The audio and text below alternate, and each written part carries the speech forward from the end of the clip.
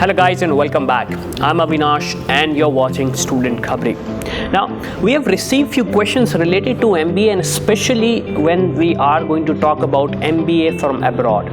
Well, in this video we have actually created a list of various countries which are suitable for you to pursue your MBA dream. Now I do want to mention one thing. Well, we cannot actually categorize that this is the best country, but we tried our best to give all the advantages which you can get while pursuing MBA from that country. The very first country in our list is Germany. Now, one of the biggest advantage of Germany is that if you're going to pursue your MBA from a public funded university, it's going to be almost free, I should say, while you have to pay the administration fees there. Secondly, if I want to say, one of the greatest thing about Germany is that it has some of the top MBA schools, or I should say colleges in the world. A lot of students want to know, like, if I'm going to pursue my education from Germany, what is the duration of my stay back? Well, Germany allows you legally to stay 18 months after you have completed your MBA. So this is a great opportunity for you to create some network or hunt for jobs. Next one in our list is Malaysia. Now, Malaysia is considered as one of the most economically viable countries. Secondly, it is one of the safest countries, if I may, especially for foreign students. Now, one of the advantage, or I should say added benefit you get there, is that you're allowed to have a 16 hours work week while your education, so you can support yourself. If I talk about the cost of education, well, the cost of education is $14,000 to $21,000 depending upon the university, or I should say the college you're applying for. Okay, talking about stay back, you have 12 months in this country. Now let's go down under in Australia. Now first of all, one of the biggest confusion student has is that how many intake session does Australia actually support. So various college and universities in Australia support 2 sessions, which are September and January. Now one of the most important requirement in Australia is that you have to clear your GMAT, IELTS or TOEFL. If I talk about GMAT, you have to score around 550 or 550 plus. If I talk about IELTS, it has to be around 6 or more than that, and if I talk about TOEFL, it has to be more than 90.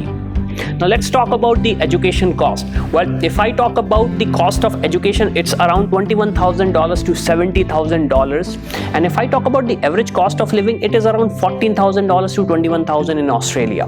Australia has one more advantage. The stay back period in Australia is of 24 months, so it is a good opportunity for you as a student to explore various opportunities.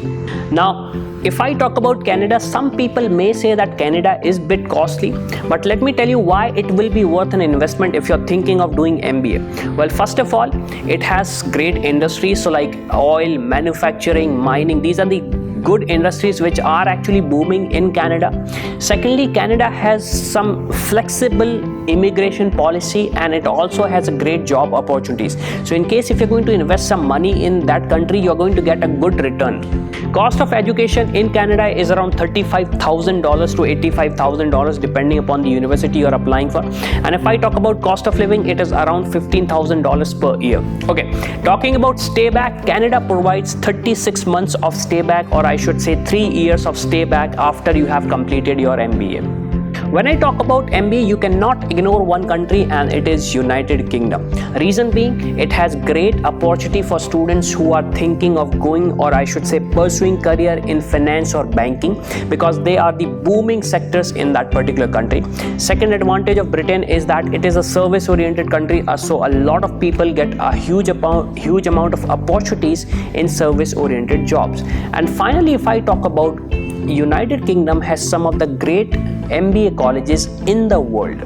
Cost of education is around $15,000 to $90,000, and if I talk about cost of living, it is around $20,000. If I talk about stay back, well, the UK only allows up to 4 to 6 months of stay back period for students. Finally, the last one in our list is America. Now, one of the greatest thing about America is, in America, MBA is not considered as a theoretical subject. It is considered as a subject of networking and expansion. So you as an individual, when you are pursuing your MBA in America, you are considered as a networking machine which will network and create some great network to build a huge business. And if I talk about, again, we cannot ignore the fact some of the greatest universities in the world are in America, which are teaching MBA to the modern students. One quick quick fact you cannot ignore, like you have to apply for GMAT and English based examination like TOEFL or IELTS to prove yourself that you are worthy in that university. If I talk about cost of living is around $85,000 to $1,40,000. So you can say this is a bit costly, but again, if you are good in networking, the ROI will be more than that. Finally, the most important thing, what is the stayback period? Stayback period in America is of 12 months. So with this, I hope you got all the answer you needed for your MBA education when you're thinking of going abroad. But in case if you have any more question, I would say comment down below or let us know through the counselor so we can help you out. With this, if you like this video, I would say give a thumbs up and subscribe to our channel. Thank you.